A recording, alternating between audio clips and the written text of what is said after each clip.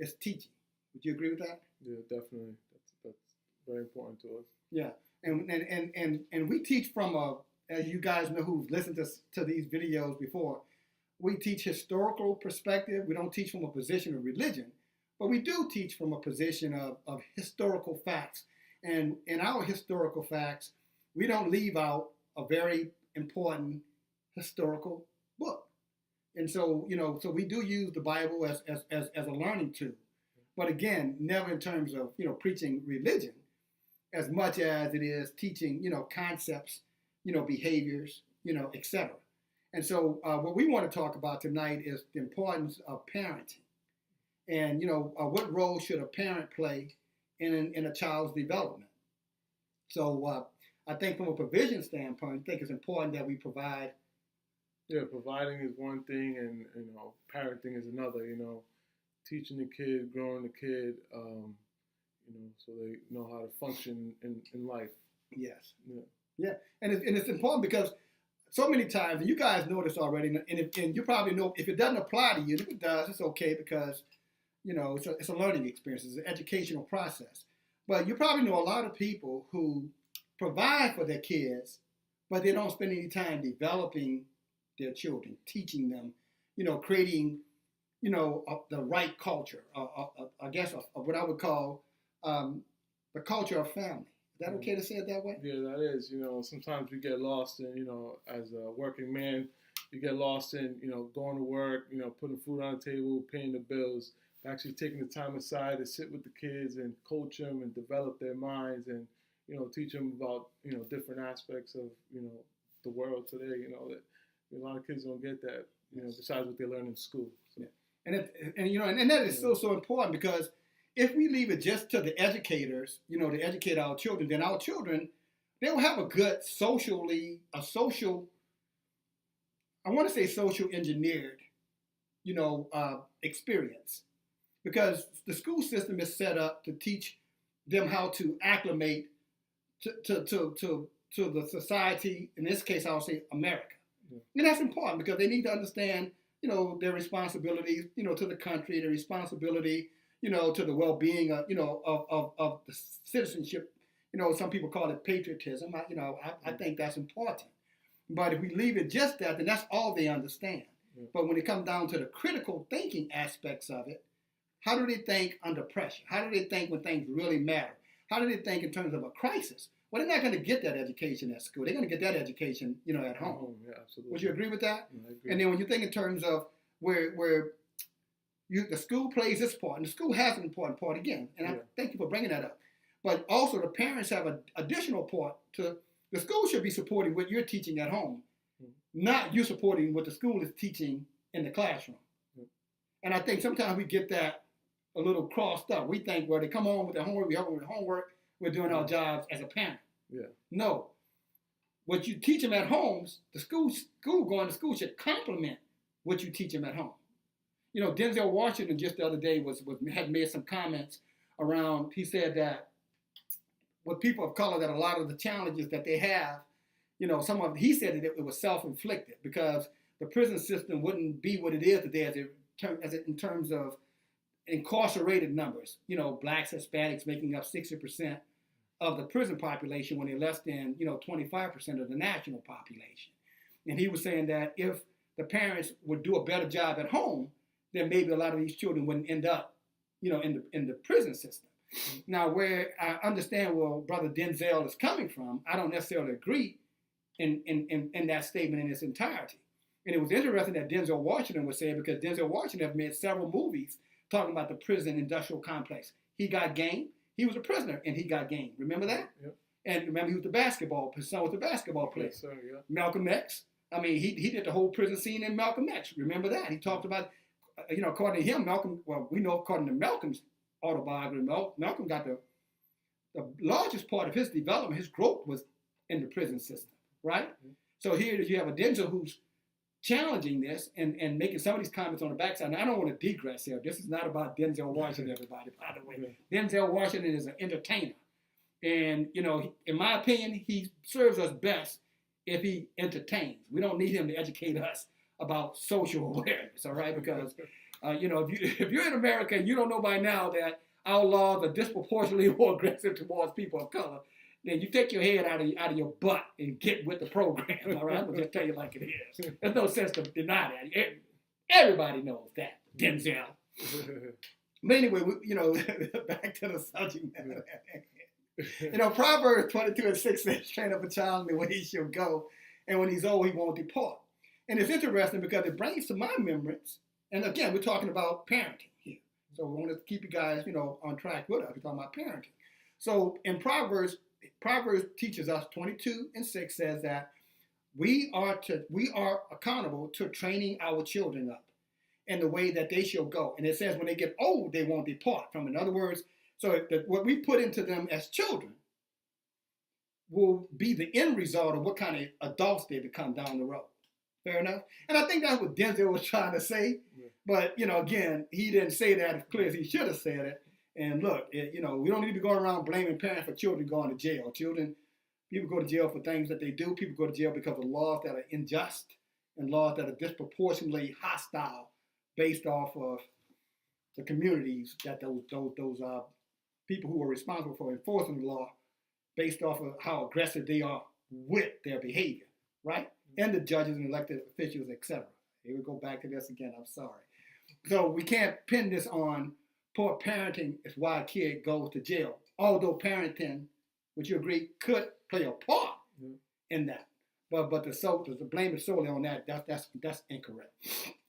But that being said, when you think about the story, Proverbs 22:6, training up a child, the story that comes to my mind is the story of the prodigal son. And that's in Luke chapter 15. Matter of fact, I'm going to read it because it says, a certain man had two sons. It says, and the younger of them said to his father, Father, give me my portion of good that falleth to me, and he invited unto them his living. And not many days after, the younger son gathered all together and took his journey into a far country, and there wasted his substance with riotous living. And when he had spent all, there arose a mighty famine in the land, and he began to want. And he went and joined himself to a citizen of that country, and they sent him into the fields to feed the pigs.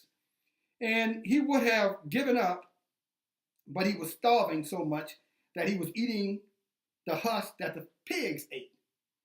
And so it says, and then he came to himself, when he came to the right mind, realized, what was going on, how bad he was really doing. I guess a moment of clarity, some reflection time, which we always need to do that. Think things through. He said to himself, how many hired servants of my father's have bread enough to spare, and I perish with hunger? I will arise and go to my father and say unto him, Father, I have sinned against heaven and before thee, and I am no more worthy to be called thy son. Make me as one of thy hired servants. And he arose and he came to his father. But when he was yet a far ways off, his father saw him and had compassion and ran and fell on his neck and kissed him. And the son said unto his father, I have sinned against heaven and in thy sight, and no more worthy to be called your son. But the father said to his servants, bring forth the best robe, put it on him, put a ring on his hand and shoes on his feet, and bring him hither the fatted calf, kill it, let us eat and be merry. But my son was dead and is alive again. He was lost and he is found, and they began to be merry. So here it is, a classic story. Now here's something that I read that story. That guy must have been in pretty bad shape because he didn't have no shoes. He didn't have any clothes. Eating with the pigs. And, but it's interesting enough. And I share the story because the father in this story is a promise. That father is symbolic of God's promise. If we train up a child in the way that the way they should go, when they get old, all that training is going to come back to their remembrance, Dennis. And that's going to be the difference between them being able to recover from whatever they're going through versus maybe never recovering from it. Would that be fair enough? Mm-hmm. And it's just simply saying, so here is a story that validates Proverbs 22:6. Train up a child in the way he shall go. So in essence, if you're training, now of course we're talking God here. Yeah. So if you train that guy up with godly principles, understanding, the role that God has set aside, for that child, then that child will have an opportunity, at some point to pull itself together as this child did. But in this case, learn from the lesson. That's what the humble and the meekness, and say, man, the servants of my father's house living better than me. So that's called a meek and humble spirit. That calls a moment of reflection and revelation and saying, you know what, I've come to my senses now. Let me go back to where my beginning happened. Because I know my Father is full of love and principles and morals. And that's what it's saying. We should be teaching our children love, principles, and morals based on the foundation of the Word of God. You follow me? Because you can't make up with morals and principles and foundations. You can't wing it. It's back to the cognitive dissonance. You follow me? Convenient lies for inconvenient truths. You know what I'm saying? Or uncomfortable truths. We have to say, okay, the moral system, even in America, is based on judicial law. So whether you want to accept the Bible or not, you live by the principles of the Bible. Thou shalt not steal. Thou shalt not kill. And I can go on and on and on, right? So we can't, that's the picking and choosing that we want to.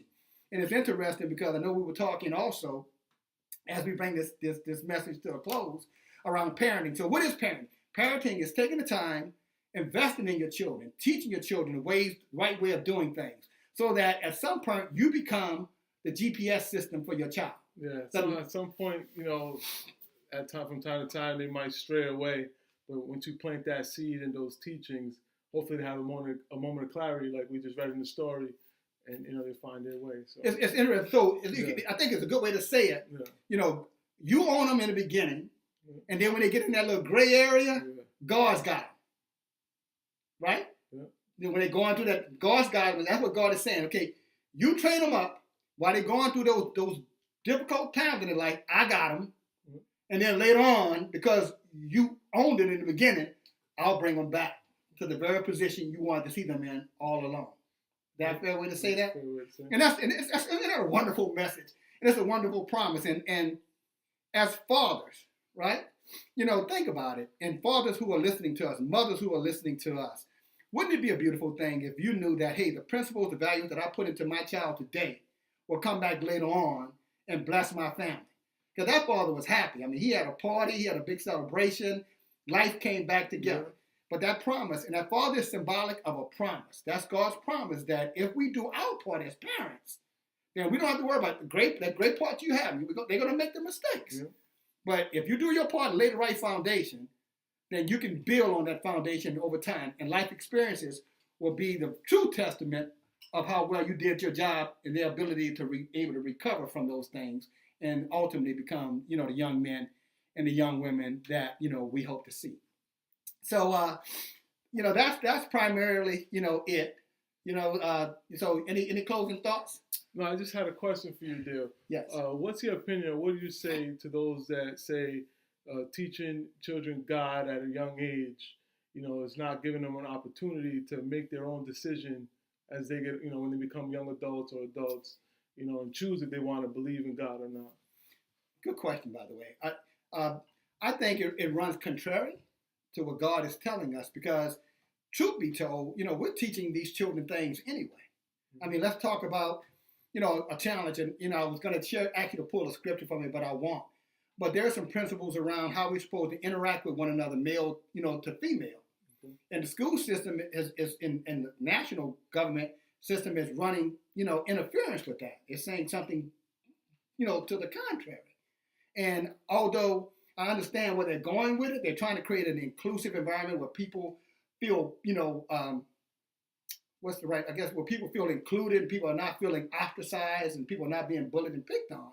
But on the other side of that, if we teach them the proper morals, then we don't have to worry about that. And I think if you don't teach them, back to your question, the things of God, then who is teaching them? And what are they being taught? So if you decide to leave God out and wait till later on to do it, who's to say later on that maybe based off of what they learned in the classroom or university may be total contrary to God? And now you're past that season of development, that season, of influence.